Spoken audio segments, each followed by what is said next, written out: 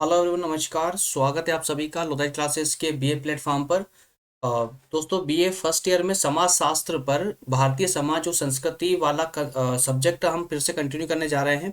इसमें आज का हमारा टॉपिक होगा आश्रम व्यवस्था। लेक्चर नंबर 5 में दोस्तों हम बात करेंगे आश्रम व्यवस्था की, और इसमें हम आज के लेक्चर में समझने का प्रयास करेंगे कि इस आश्रम व्यवस्था के अंतर्गत अर्थात कि प्राचीन भारतीय संस्कृति, प्राचीन भारतीय या कहें कि प्राचीन भारतीय समाज था, उसकी संस्कृति के अनुसार आश्रम व्यवस्था को क्यों समाज में लाया गया। क्या ऐसे कारण रहे थे जिस कारण से इस आश्रम व्यवस्था की स्थापना भारतीय प्राचीन समाज में की गई थी, और तब से लेकर के दोस्तों काफी लंबे समय तक अर्थात कि आज तक हिंदू समाज जो है आज तक इसी से संचालित होती आती है। तो किन किन आश्रमों की बात यहाँ पर की गई है, तो इसका दोस्तों हम आज अर्थ और प्रकार देखेंगे, अर्थ और प्रकार पर डिस्कस करेंगे। ठीक है, चलिए बढ़ते हैं सेशन में को शुरू करें उससे पहले 1 मिनट का एक अनाउंस है आप लोगों के लिए। अगर दोस्तों आप किसी भी प्रतियोगी परीक्षा की तैयारी करना चाहते हैं तो जल्दी से प्रज्ञान हिंदी जी के एक यूट्यूब पर चैनल है दोस्तों, प्रज्ञान हिंदी नाम से, उसे ज्वाइन कर लें जल्दी से। और उस पर दोस्तों मुश्किल से आज या कल से ही हो सकता है, आज से या नहीं तो कल से जो है उस पर क्लासेस स्टार्ट होने वाली है। अब उसके लिए जो है एक अलग से टेलीग्राम चैनल बनाया गया है जहां पर आपको सभी प्रतियोगी परीक्षाओं से संबंधित सभी नोट्स प्रोवाइड किए जाएंगे। तो जल्दी से उस टेलीग्राम ग्रुप को भी ज्वाइन कर लें। टेलीग्राम ग्रुप का जो नाम है दोस्तों वो भी प्रज्ञान हिंदी जी के नाम से मिलेगा आपको, प्रज्ञान हिंदी जी के नाम से टेलीग्राम पर। ठीक है, और यूट्यूब पर प्रज्ञान हिंदी नाम से आपको प्रज्ञान चैनल मिल जाएगा, उसे ज्वाइन कर ले। चलिए शुरू करेंगे अपने सेशन आज का, शुरू करेंगे। जैसा कि आप सभी को पता है दोस्तों, भारतीय समाज एवं संस्कृति के अंतर्गत हम फर्स्ट यूनिट में पहला टॉपिक हम कंप्लीट कर चुके हैं। उसके बाद में सेकंड टॉपिक भारतीय समाज की ऐतिहासिक पृष्ठभूमि भी कंप्लीट कर चुके हैं, और अभी थर्ड टॉपिक हमारा चल रहा है जिसमें वर्ण कंप्लीट कर चुके हैं। और जो आज हम बात करेंगे वो बात करेंगे दोस्तों आश्रम व्यवस्था की। ठीक है ना। आश्रम के बाद में पुरुषार्थों पर बात करेंगे, फिर ऋण की बात करेंगे, फिर यज्ञ संस्कार इस पर और कर्म का सिद्धांत, इस प्रकार से कुछ कंसेप्ट होने वाले हैं। इसी प्रकार दोस्तों आज से ही आपकी क्लास पर डे एक लेक्चर आपको, अर्थात पर डे एक टॉपिक पर लेक्चर आपको कंटिन्यू मिलता रहेगा जब तक कि सब्जेक्ट कंप्लीट ना हो जाए। चलिए शुरुआत करते हैं दोस्तों, शुरुआत करते हैं अपने टॉपिक की। तो शुरुआत करें उससे पहले मैं थोड़ा सा चेक कर लेता हूँ, एक्चुअली कैमरा आजकल हैंग होने लगा है। 2 सेकेंड दीजिएगा, अभी चेक हो जाएगा। हम्म, ठीक है दोस्तों। कैमरा ठीक है, हैंग नहीं कर रहा है। चलिए, तो सबसे पहले दोस्तों आज का इस टॉपिक के अंतर्गत हमारा सारांश क्या होगा इस टॉपिक का, कि आश्रम व्यवस्था में हम क्या क्या पढ़ने वाले हैं। तो सबसे पहले हम यह देखेंगे आश्रम व्यवस्था का अर्थ क्या होता है, आश्रम व्यवस्था का अर्थ क्या होता है, और आश्रम व्यवस्था कितने प्रकार की होती है, अर्थात कितने प्रकार के आश्रम हमारे जो है साहित्यों में वर्णित किए गए हैं। ठीक है ना।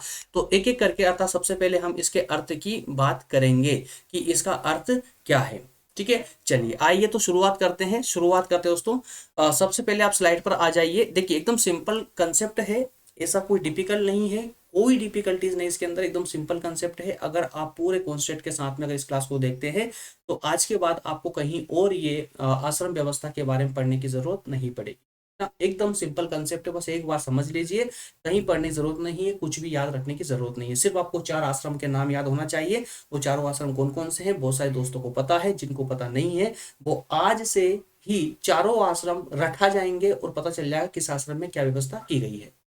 ठीक है ना। चलिए सबसे पहले जो है स्लाइड को पढ़ लेते हैं, फिर उसका व्यवहारिक पक्ष में आपको ऐसा याद करवाऊंगा कि जीवन भर के लिए वो आपको याद हो जाएगी आश्रम व्यवस्था के बारे में। ठीक है, चलिए 1 मिनट पेन ले लेते हैं। आइए, भारत की प्राचीन सामाजिक व्यवस्था के अंतर्गत मानव जीवन को 100 वर्ष का माना गया है। ठीक है ना।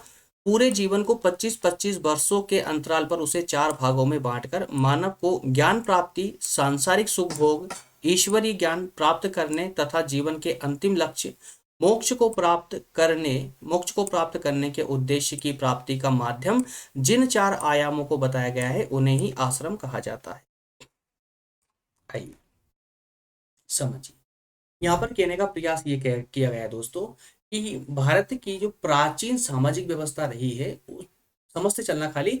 भारत की जो प्राचीन सामाजिक व्यवस्था रही है, उस व्यवस्था के अंतर्गत हमारे शास्त्रों में एक व्यवस्था की गई थी, जिसको नाम दिया गया था आश्रम व्यवस्था। अब वो आश्रम व्यवस्था क्या थी ये, तो दोस्तों ये जो है पुराने मुनियों के द्वारा, या कहें कि प्राचीन विद्वानों के द्वारा, जिनके द्वारा शास्त्र रचित किए गए थे, उन शास्त्रों में एक ये आश्रम व्यवस्था नामक इस व्यवस्था की गई थी समाज के लिए। और वो व्यवस्था ये थी कि उनका मानना ये था, इस जीवन, एक मनुष्य का संपूर्ण जीवन अर्थात पूरा जीवन 100 साल का होता है। तो उस 100 साल के जीवन को 4 भागों में तोड़ दिया गया। ठीक है, क्या करा किया, 100 साल के जीवन को 4 भागों में तोड़ा, 25-25 वर्ष के अंतराल पर। ठीक है ना, 25-25 वर्ष के 4 भाग कर दिए। तो जो पहला भाग था, उस भाग में व्यक्ति के कार्य या कहें कि कर्तव्य कुछ और बताए, दूसरे भाग के काम कर्तव्य कुछ और बताए, तीसरे भाग के कर्तव्य कुछ और होंगे, और चौथे भाग के कुछ और होंगे। और जो चारों भाग थे पूरे जीवन काल के, इन चारों भाग्यों का एक विशेष उद्देश्य था। और इन चारों भागों के माध्यम से व्यक्ति अपना संपूर्ण जीवन व्यतीत करता था, जिससे जिससे कि उसको ज्ञान की भी प्राप्ति हो सके, सांसारिक सुख भोग अर्थात जो भौतिक सुख सुविधा है उनका भी लुत्फ उठा सके, ईश्वर का ज्ञान भी प्राप्त कर सके। और अंत में प्रत्येक व्यक्ति का एक ही लक्ष्य होता है, और वो लक्ष्य होता है मोक्ष की प्राप्ति। तो इन्हीं 4 आश्रमों के माध्यम से उस मोक्ष को भी प्राप्त कर सके। तो अब आपको यहाँ पर याद क्या करना है, आश्रम व्यवस्था के अंतर्गत याद क्या करना है, आश्रम व्यवस्था में मनुष्य के पूरे जीवन को 100 वर्ष का माना गया है। इस 100 वर्ष के 4 भाग कर दिए गए हैं 25-25 वर्षों के। प्रत्येक प्रत्येक भाग का एक विशेष कर्तव्य बताया गया है। और इन कर्तव्यों के द्वारा, इन कार्यों के द्वारा ही मनुष्य अपना जीवन व्यतीत करता है। और इस जीवन व्यतीत के द्वारा ही वह ज्ञान को इन आश्रमों के माध्यम से ही ज्ञान प्राप्त करता है, सांसारिक सुख सुविधाओं का लुत्फ उठाता है, ईश्वर का ज्ञान प्राप्त करता है, और साथ ही साथ में जीवन का प्रथम और अंतिम जो लक्ष्य है, जो सबसे प्रमुख लक्ष्य है मोक्ष की प्राप्ति, उसे भी इनके माध्यम से ही प्राप्त करता है। तो जिन माध्यमों की हमने यहाँ बात की है, उन्हीं माध्यमों को हम बोलेंगे आश्रम। क्या बोलेंगे, आश्रम।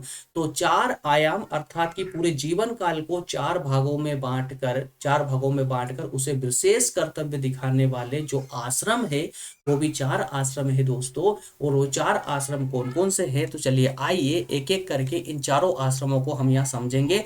चारों आश्रम में सबसे पहले हम बात करेंगे यहाँ पर ब्रह्मचर्य आश्रम की, उसके बाद गृहस्थ आश्रम, फिर वानप्रस्थ, और फिर संन्यास आश्रम। तो दोस्तों ये 4 विशेष आश्रम है। चारों आश्रम में जैसा मैं आपको पहले बता चुका हूं, बच्चे का जन्म से लेकर के 25 वर्ष तक का बच्चा जो होगा वो ब्रह्मचर्य आश्रम में रहेगा। 25 से 50 वर्ष तक वह गृहस्थ आश्रम में रहेगा, 25 से 50 वर्ष तक, ठीक है ना। और 50 से 75 वर्ष तक वह वानप्रस्थ में, और अंत में 75 से लेकर के 100 साल तक संन्यास आश्रम में जीवन व्यतीत करता है। ठीक है, तो आइए अब चारों आश्रमों को एक एक करके इसको डिटेल में समझने का हम प्रयास करते हैं। दोस्तों जैसा कि आप ये पिक्चर देख पा रहे हैं, ये पिक्चर देख पा जस्ट मेरे ऊपर ये जो पिक्चर देख पा रहे हैं, इसमें क्या देख रहे हैं आप कि एक जो है एक गुरु बैठे हुए हैं, और उनके आसपास जो है कुछ छात्र हैं जो उनसे ज्ञान प्राप्त कर रहे हैं अर्थात शिक्षा ले रहे हैं, है ना। अब जैसा आपको पता है दोस्तों, प्राचीन समय में आज जैसी फैसिलिटी नहीं थी, है ना, कि आज आपको ऑनलाइन पढ़ा जा रहा है, स्कूल कॉलेजों में इतनी अच्छे से व्यवस्था करके और आपको पढ़ा जा रहा है। लेकिन इतनी व्यवस्थाएं भी उस समय नहीं थी, लेकिन उस समय कुछ और था, और विशेष चीज थी दोस्तों उस समय संस्कार, और जो विद्या को प्राप्त करने की जो एक रुचि थी, वो एक अलग ही उनके आधार स्तंभ थे, ना, जो आज के समाज में परिलक्षित अर्थात देखने को नहीं मिलते हैं। तो अब हम बात कर रहे हैं यहाँ पर इस पिक्चर के माध्यम से कि एक गुरु बैठे हुए कुछ शिष्य जो है उनसे शिक्षा प्राप्त कर रहे हैं। तो दोस्तों यहाँ पर जो ये शिष्य आपको दिख रहे हैं, ये शिष्य जो है अपने ब्रह्मचर्य आश्रम के अंतर्गत जो है 25 वर्ष वाला प्रथम जो पड़ाव है उसके जीवन का, उसमें प्रवेश कर चुके हैं, और इसी को कहते हैं आश्रम व्यवस्था, ब्रह्मचर्य आश्रम। तो दोस्तों इसके अंतर्गत आइए स्लाइड को एक बार पढ़ते चले और इसको पूरा क्लियर करते चले हैंड टू हैंड, क्योंकि इतना मतलब कि इंपॉर्टेंट तो बहुत है परंतु इतना डिफिकल्ट नहीं है कि इसको स्पेशली समझे, इसको स्पेशली टाइम दे। स्लाइड पढ़ते जाएंगे आपको पूरा कंसेप्ट अपने आप क्लियर होता चला जाएगा, है ना। आइए, प्राचीन सामाजिक व्यवस्था के अनुसार, प्राचीन सामाजिक व्यवस्था के अनुसार उपनयन संस्कार के बाद में क्या लिखा है यहाँ पर, उपनयन संस्कार, संस्कार। तो अब यहाँ पर कुछ छात्र कंफ्यूज होंगे कि सर ये उपनयन संस्कार क्या है। तो मेरे प्यारे दोस्तों, इसके जस्ट अर्थात कि इसके जस्ट में जो, इसके जस्ट एक लेक्चर के बाद में अगला जो लेक्चर होगा वो संस्कारों पर ही होना है।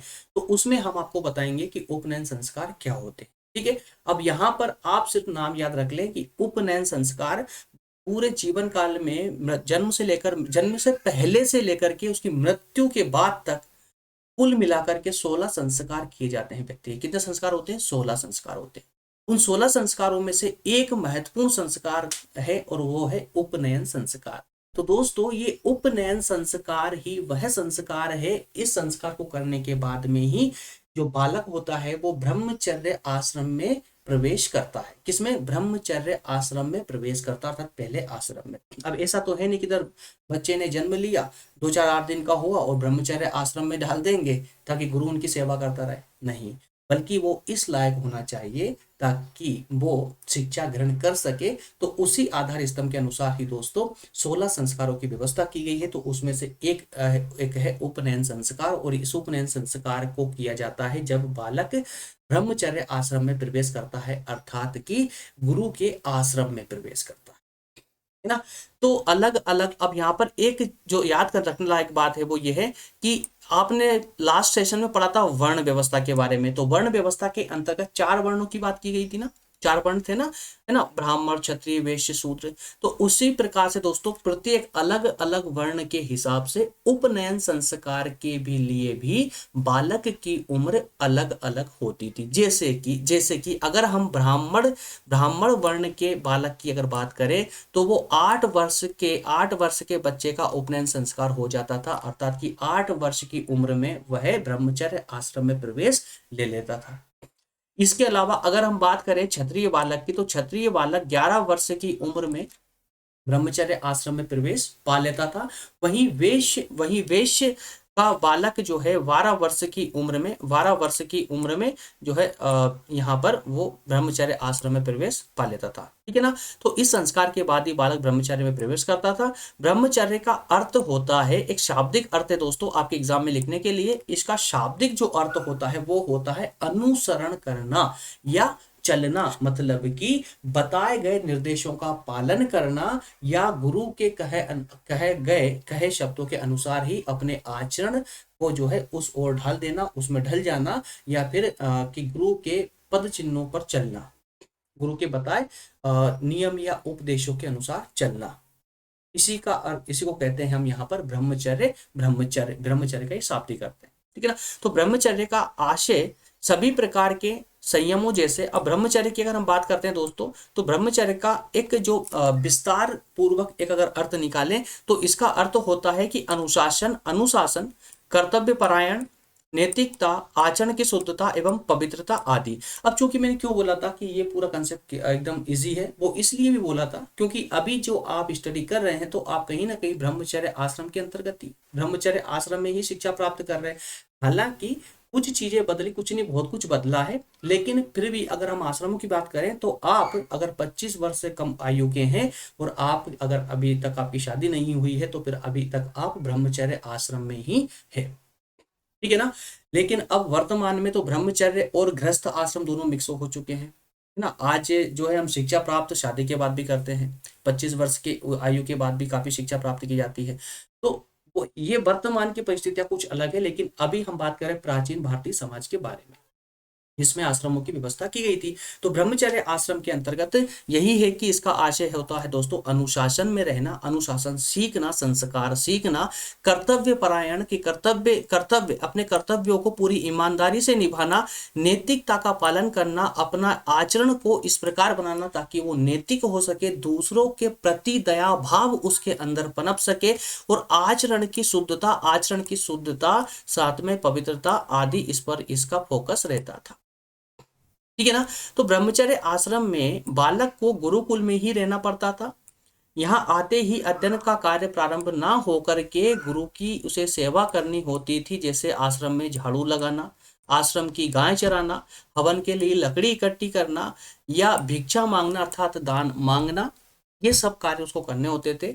इसके बाद में जब गुरु जो है बालक के कार्यों से प्रसन्न हो जाता था और गुरु को लगता था कि अब बालक जो है शिक्षा प्राप्त करने के लायक है या शिक्षा प्राप्त करने की इसमें रुचि है, तब कहीं जाकर के गुरु उस बालक को वेदों की शिक्षा प्रदान करते थे। तो यहाँ पर इतना कुछ है दोस्तों कि जो नीचे वाला जो कंसेप्ट आपकी स्लाइड जो आपको दिख रही है नीचे वाली, तो ब्रह्मचर्य आश्रम में क्या होता था कि बालक जैसे ही प्रवेश पाया, ऐसा नहीं कि जैसे आपने आज जुलाई आते ही एडमिशन ली और आपकी पढ़ाई चालू, है ना, ये नहीं होता था। ब्रह्मचर्य आश्रम में पहले आप प्रवेश लेंगे, प्रवेश लेने के लेकर के पहले आप गुरु के आज्ञाओं का पालन करना सीखेंगे, वहां संस्कार सीखेंगे, वहां पर विभिन्न प्रकार के अनुशासनों का आपसे पालन कराया जाएगा, जिसके द्वारा दोस्तों आपका पूरा जीवन, देखिए क्या होता है कि ये जो आश्रम है ना, इसी आश्रम में जो व्यक्ति सीखता है उसी उन्हीं विचारों को आधार बनाकर ही जीवन के सभी पड़ावों को वो पार करता है। पूरा संपूर्ण जीवन जिस आधारों पर व्यतीत करता है मनुष्य, वो यही आधार होते हैं जो ब्रह्मचर्य आश्रम में बालक सीखता है। ठीक है, तो यहाँ पर गुरु बालक को बहुत अच्छे से पहले जांचता है, परखता है, कोई कमी होती है उसको सिखाता है। इस प्रकार से विभिन्न प्रकार के कार्य आश्रम में उसको करने होते थे। पहले जाते ही विद्या अर्थात की शिक्षा स्टार्ट नहीं होती थी, पहले उसे कार्य करने होते थे। कार्य करके विभिन्न प्रकार के अनुशासन वो वहां सीखता था, उसके बाद ही गुरु उसको जो है वेदों की शिक्षा प्रदान करता था। क्लियर हुआ। तो ये था दोस्तों हमारा प्रथम आश्रम अर्थात ब्रह्मचर्य आश्रम। सेकंड आश्रम की अगर हम बात करें तो सेकंड आश्रम होगा गृहस्थ आश्रम। जैसा कि आप ये तस्वीर में देख पा रहे हैं, पिक्चर में देख पा रहे हैं, तो इसमें एक पुरुष और स्त्री विवाह करके घर के अंदर प्रवेश ले रहे हैं, है ना।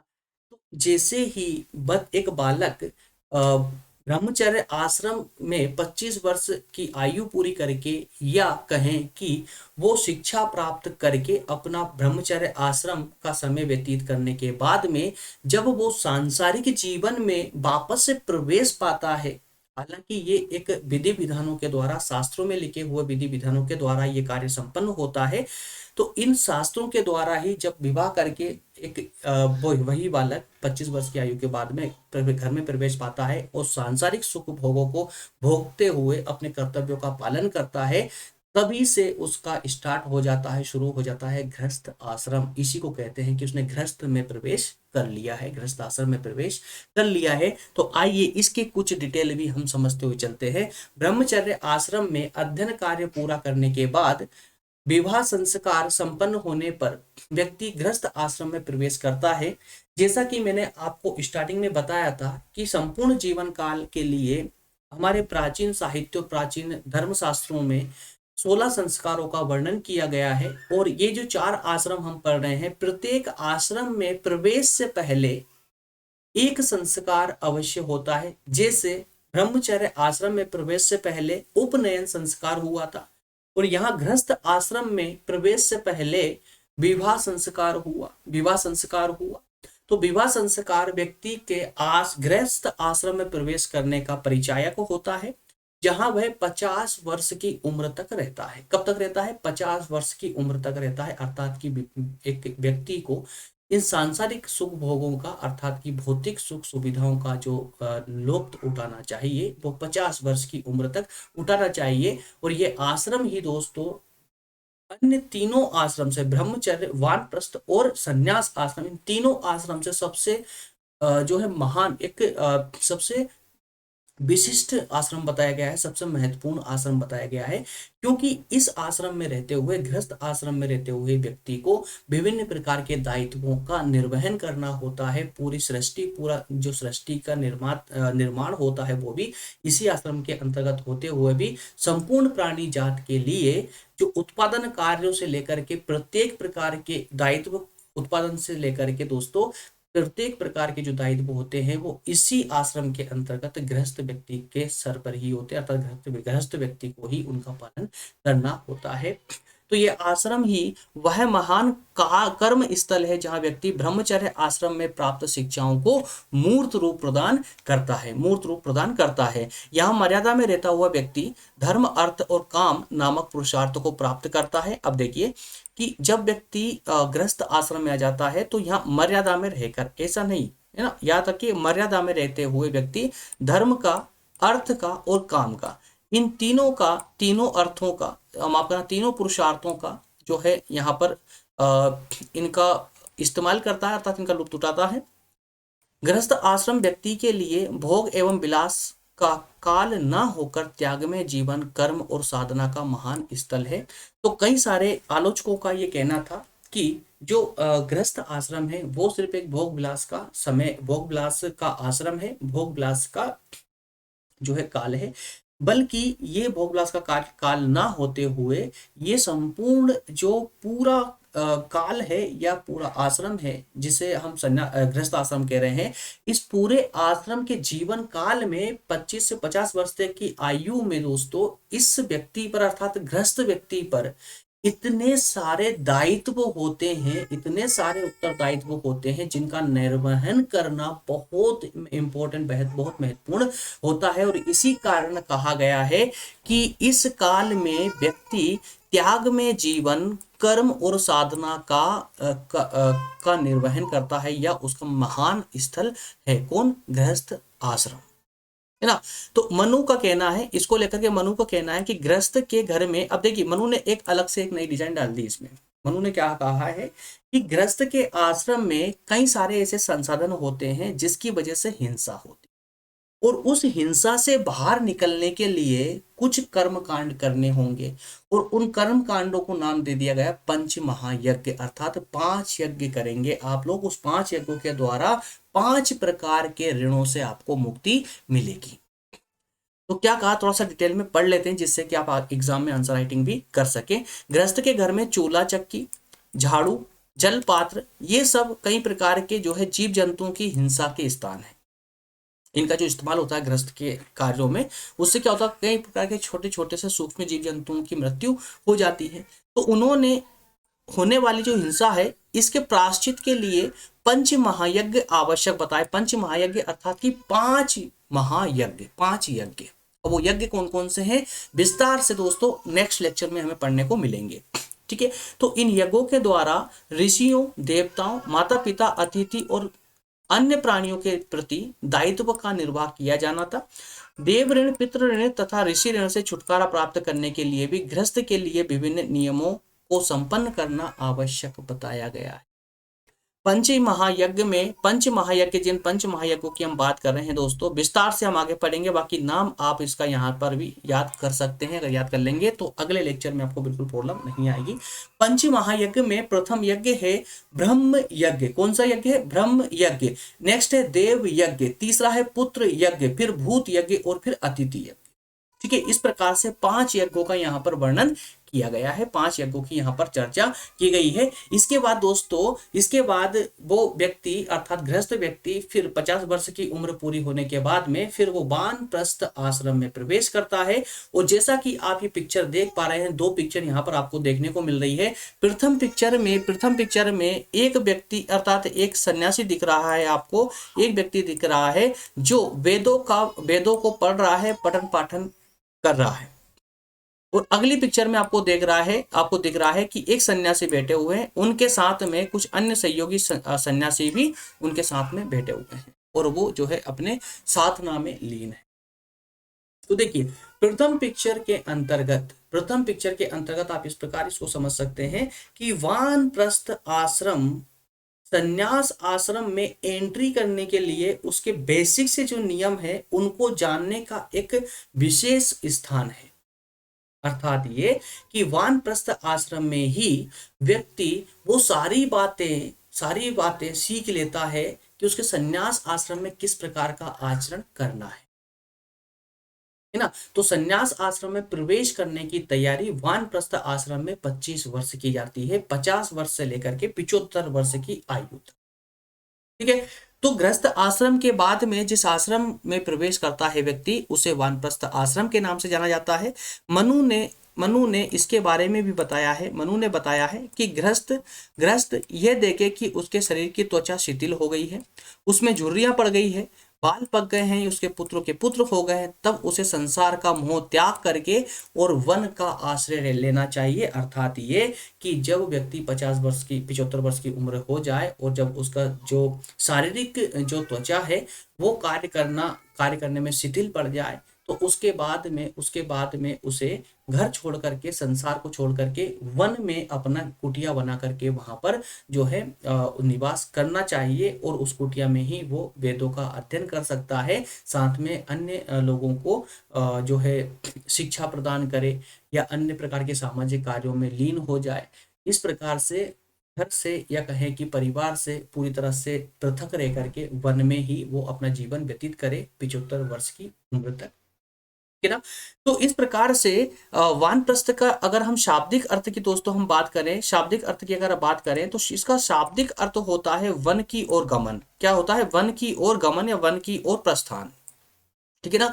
तो 75 वर्ष की आयु तक इसी आश्रम में रहता है। वन में वह सरल त्याग में और सेवा में पवित्र जीवन बिताता है और अपने प्रभु चिंतन में लगा रहता है। वह विद्यार्थियों को निःशुल्क शिक्षा प्रदान करने के साथ साथ उनके चरित्र निर्माण और व्यक्तित्व के विकास में भी महत्वपूर्ण भूमिका निभाता है। इसी को कहा गया है सामाजिक कार्य। सामाजिक कार्य, समाज से पृथक रहकर भी सामाजिक कार्य करते रहना, ठीक है। शिक्षा के रूप में भोजन के लिए वह कुछ प्राप्त करता है, उसमें से वह दान देता है और अतिथियों का भी सत्कार करता है। तो दोस्तों जो शिक्षा वो प्रदान करता है वानप्रस्थ आश्रम में रहते हुए, उस भिक्षा की बात कर रहा हूं मैं, उस भिक्षा के द्वारा ही खुद का भी भरण पोषण करता है, साथ ही साथ में उसके पास आए अतिथियों का भी स्वागत सत्कार भी उसी भिक्षा के माध्यम से ही करेगा।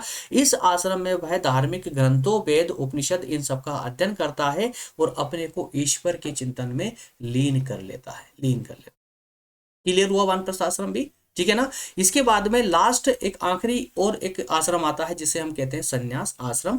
संन्यास आश्रम के अंतर्गत दोस्तों वह पूरे जीवन से अलविदा बोल करके और चल पड़ता है, पूरी तरह से सन्यासी जीवन धारण कर लेता है। अब इसमें उसे किसी से कोई मतलब नहीं रहता। अब उसके पास में एकमात्र लक्ष्य होता है मोक्ष की प्राप्ति करना। किसकी? मोक्ष की प्राप्ति करना। और मोक्ष की प्राप्ति करने के लिए वह पूरी तरह से ब्रह्म चिंतन में लग जाता है, प्रभु चिंतन में लीन हो जाता है, ठीक है। तो 75 वर्ष की आयु के बाद व्यक्ति संसार को छोड़कर संन्यास आश्रम में प्रवेश करता है। अब वह सामाजिक और सांसारिक बंधनों से पूरी तरह अलग होकर सन्यासी उसे ही अलग होकर जीता है। और सन्यासी उसे ही माना गया है जो संसार का पूरी तरह से त्याग कर चुका हो। इसे पूरी तरह से त्याग कर चुका हो। वर्तमान में देख रहे आप जो है जो विभिन्न प्रकार के, चलिए उनकी आलोचना नहीं करेंगे, नहीं बोल पाएंगे, है ना। किसी के बारे में बोलना अच्छी बात नहीं, किसी का बिना अर्थों के आलोचना करना। हम सिर्फ इसी कंसेप्ट के माध्यम से समझे वो ज्यादा बेहतर होगा। तो दोस्तों एक सन्यासी वही होता है, कौन होगा? जो संसार को पूरी तरह से छोड़ चुका। संसार को पूरी तरह छोड़ना मतलब ये नहीं है कि जो है उसकी मृत्यु हो जाना। संसार को पूरी तरह छोड़ना अर्थात ये कि संसार की विभिन्न प्रकार की भौतिक सुख सुविधाओं से पूरी तरह से अलग हो जाना, उसके अंदर इच्छाओं का मर जाना।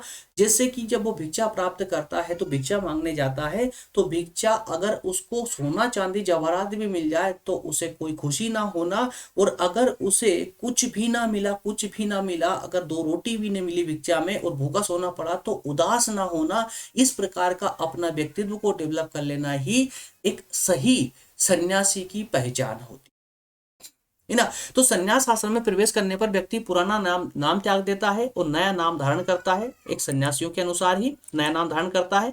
इस आश्रम में सन्यासी के लिए एक ही पुरुषार्थ प्राप्त करना रहता है, और वो कौन सा होता पुरुषार्थ होता है दोस्तों? तो मोक्ष की प्राप्ति ही वह पुरुषार्थ है, ठीक है। सन्यासी को अपने पास कुछ भी रखने की आज्ञा नहीं है। एक सन्यासी व्यक्ति अपने पास कुछ भी नहीं रखेगा। यह जीवन मृत्यु की चिंता से परे होता है और अपनी भोजन की संबंधी आवश्यकता की पूर्ति के लिए भी दिन में केवल एक बार भिक्षा मांग सकता था, और जो कुछ मिल जाता उसी में उसे संतोष करना पड़ता था, संतुष्ट रहना पड़ता था।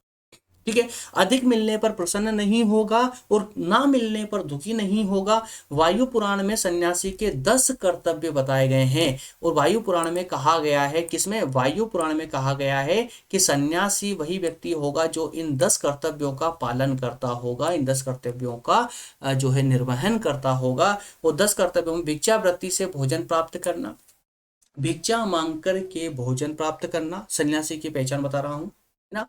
अन्य चोरी ना करना, इसमें बाहरी और आंतरिक पवित्रता का ध्यान रखना, प्रमादी ना होना, ब्रह्मचर्य का पालन करना, दया करना, प्राणियों के प्रति क्षमा भाव रखना, क्रोध ना करना, गुरु की सेवा करना और हमेशा सत्य बोलना, ये विशेष करके सन्यासी की पहचान है। अब आप वर्तमान में सन्यासियों में जो भी आपको सन्यासी दिखे उनमें से इन 10 गुणों में देख लीजिए कौन कौन से गुण उनमें परिलक्षित होते हैं, कौन कौन से गुण दिखते हैं और कौन से गुण नहीं दिखते।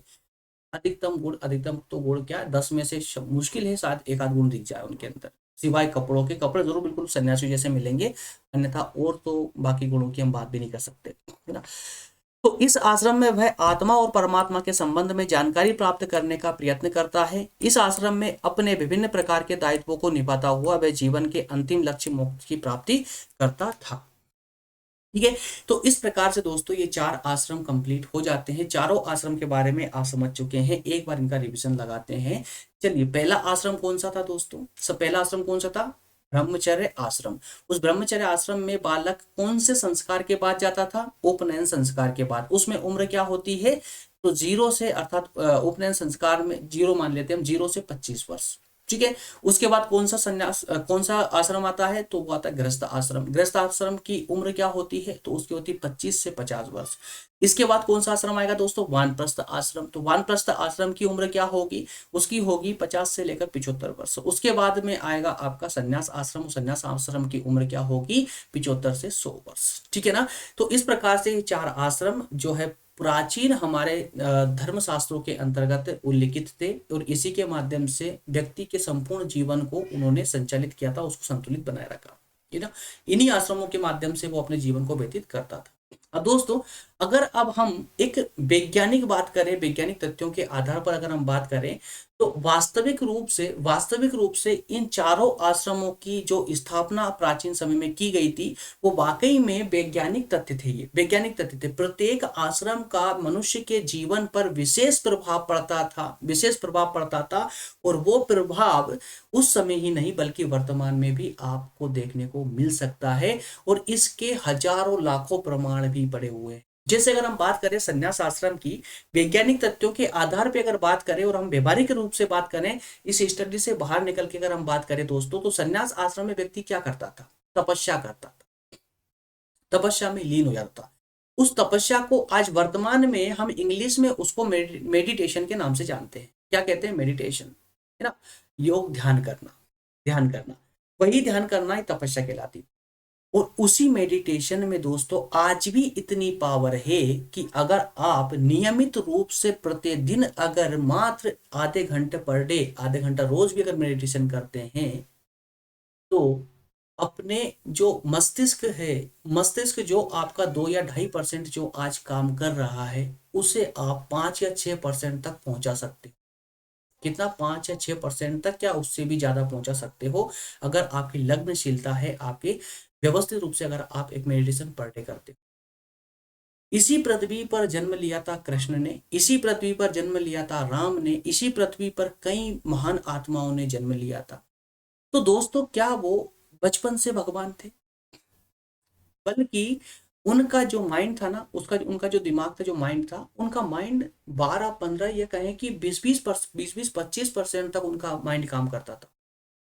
उनको तो हम जो 50 से प्लस भी बोल सकते हैं, एग्जैक्ट अनुमान नहीं है, लेकिन वैज्ञानिक तथ्य ये है कि हमारा जो माइंड होता है, जो मस्तिष्क है, ये 100% में से मुश्किल से एक आम आदमी का जो मस्तिष्क काम करता है वो 2 या 2.5% ही मात्र करता है, बल्कि इससे कम करता है। ठीक है, अगर हमारा मस्तिष्क 10 से 12% काम करने लग जाए तो हम स्वयं भगवान बन सकते हैं। हम स्वयं भगवान क्या होते थे, भगवान क्या होते दोस्तों, एक परम ज्ञान होना। जैसे कि भगवान बुद्ध की हम बात करते हैं, तो उन्होंने क्या किया था, उन्होंने कुछ वर्ष जो है शांत बैठ करके मेडिटेशन किया था और उसी मेडिटेशन से उनको आत्मज्ञान की प्राप्ति हुई थी। महावीर की हम बात करें, महावीर भगवान की बात करें तो उनने क्या किया था दोस्तों, उनने भी लगभग 6-7 साल जो है तपस्या की थी, अर्थात वही मेडिटेशन किया था, है ना। तो आज भी वो मार्ग खुला हुआ है, जरूरत है मेडिटेशन करने की। और वास्तविक रूप से दोस्तों, अगर मैं आपको एक सलाह दूं तो मेरी सलाह प्रत्येक छात्र के लिए ये रहती है कि छात्र जीवन में तो कम से कम मेडिटेशन करना ही चाहिए, चाहे आप 10 मिनट ही क्यों ना करें। एक प्रतिदिन एक एग्जैक्ट टाइम पर, प्रतिदिन एग्जैक्ट टाइम एक ही टाइम पर, है ना। प्रतिदिन आपको कम से कम 10 मिनट मेडिटेशन करना चाहिए, है ना, जरूरी है वो, अगर हम अपने मस्तिष्क को संतुलित रखना चाहते हैं तो। ठीक है। तो दोस्तों, इसका वैज्ञानिक, प्रत्येक आश्रम का वैज्ञानिक तथ्य थे, उन वैज्ञानिक तथ्यों के आधार पर ही इनको स्थापित किया गया। ठीक है। तो इस प्रकार से आज के इस पूरे टॉपिक में हमने समझने का प्रयास किया है चारों आश्रमों के बारे में, और उम्मीद करता हूं कि आपको बहुत अच्छे से ये क्लियर हो चुका होगा, पूरी तरह से क्लियर हो चुका होगा, समझ आ चुका होगा। अगर समझ आया है तो जल्दी से वीडियो को लाइक करके और अपने दोस्तों में आगे फॉरवर्ड करते चले दोस्तों, शेयर करते चले। इसके अलावा मैं आपसे कुछ भी नहीं कहूंगा, क्योंकि लाइक ठीक है, आपको अच्छा लगा करिए, मत करिए, कोई दिक्कत नहीं है। अगर आपको अच्छा लग रहा है तो करिए, लेकिन शेयर करने का मैं जरूर बोलूंगा, ताकि और छात्रों तक भी ये क्लासेस पहुंच। सिर्फ इतनी सी बात है दोस्तों, कोई आपसे चार्ज नहीं करता हूं मैं, कोई डिमांड नहीं है मेरी, और ना आज है ना भविष्य में कभी रहेगी। बस एक ही बात करता हूं दोस्तों आप लोगों से कि इसको थोड़ा सा शेयर करें, ताकि अन्य लोगों तक भी ये आप ही की तरह अन्य लोग भी इसको देख करके और इनको स्टार्ट कर सके। ठीक है, चलिए मिलेंगे नेक्स्ट सेशन में दोस्तों। नेक्स्ट सेशन पर हम बात करेंगे पुरुषार्थों की। इसमें कौन कौन से पुरुषार्थ हैं, उन पुरुषार्थों पर बात करेंगे। पुरुषार्थ के बाद में ऋण, यज्ञ और फिर संस्कार, और लास्ट में कर्म का सिद्धांत। इस प्रकार से दोस्तों लगभग दोस्तों इसमें 5 लेक्चर और आने वाले हैं। 5 लेक्चरों के साथ ही हमारी ये यूनिट भी कंप्लीट हो जाएगी। ठीक है, चलिए मिलेंगे नेक्स्ट सेशन दोस्तों। तब तक आप सभी के लिए धन्यवाद। और जल्दी से फिर बोल रहा हूं मैं कि प्रज्ञान हिंदी जीके को अगर अभी तक आपने सब्सक्राइब नहीं किया है, जल्दी से कर ले, अगर आप कॉम्पिटेटिव एग्जाम की तैयारी करना चाहते हैं तो, है ना। और उस देखिए, इसके लिए कंडीशन है जो मेरे द्वारा स्वयं रखी गई है। तभी उस चैनल को सब्सक्राइब करें जब आप वाकई में किसी प्रतियोगी परीक्षा की तैयारी करने के लिए सीरियस हो। ये विशेष बात याद रखें, अगर आप पर डे मेरे साथ, अगर मैं आपको एक लेक्चर भी देता हूं तो उस लेक्चर को पूरी ईमानदारी से आपको तैयारी करनी होगी, क्योंकि मैं पूरी मेहनत करने के लिए तैयार हूं आपके लोगों के साथ में। लेक्चर के साथ ही मैं आपको उसकी नोट्स भी प्रोवाइड करूंगा। नोट्स पढ़ना है, लेक्चर देखना है और सेल्फ नोट्स बनानी है। कैसे बनाना है वो मैं आपको समझाते हुए चलूंगा। एक एग्जैक्ट तैयारी दोस्तों क्रम अनुसार हम लोग वहां पर करेंगे। ठीक है, अगर 100% आप वहां एक्टिव रह सकते हो तो ही उस चैनल को सब्सक्राइब करना, अन्यथा हाथ जोड़कर विनती है, संख्या मत बढ़ाना। जैसे भारत में कुछ लोग सिर्फ संख्या बढ़ाने के लिए ही पैदा हुए, है ना।